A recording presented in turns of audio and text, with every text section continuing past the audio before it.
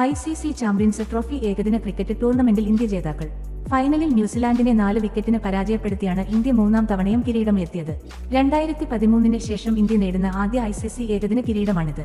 മത്സരത്തിൽ ആദ്യം ബാറ്റ് ചെയ്ത ന്യൂസിലാൻഡ് നിശ്ചിത 50 ഓവറിൽ 7 വിക്കറ്റ് നഷ്ടത്തിൽ 251 റൺസെടുത്തു.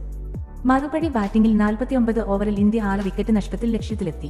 ഇന്ത്യയ്ക്കായി ക്യാപ്റ്റൻ രോഹിത് ശർമ്മയും ശുഭ്മൻ ഗില്ലും മികച്ച തുടക്കം നൽകി. 83 പന്തിൽ 7 ഫോറും 3 സിക്സറും സഹിതം രോഹിത് 76 റൺസെടുത്തു. 50 പന്തിൽ ഒരു സിക്സർ മാത്രം നേടിയ ശുഭ്മൻ ഗിൽ 31 റൺസും നേടി. ആദ്യ വിക്കറ്റിൽ ഇരുവരും 105 റൺസ് കൂട്ടിച്ചേർത്തു. വിരാട് കോഹ്ലി 1 റൺസെടുത്ത് മടങ്ങി. ശ്രേയസ് അയ്യർ 48 റൺസെടുത്ത് നിർണായക സാന്നിധ്യമായി. അക്സർ പട്ടേൽ 29, ഹാർദിക് പാണ്ഡ്യ 18 എന്നിങ്ങനെയും സംഭാവനകൾ നൽകി.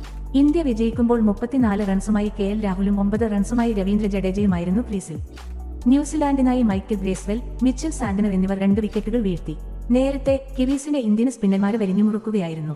7 വിക്കറ്റുകൾ ന്യൂസിലൻഡിന് നഷ്ടമായി. കുൽദീപ് യാദവ്, വരുണ ചക്രവർത്തി എന്നിവരെ 2 വിക്കറ്റ് വീതം വീഴ്ത്തി.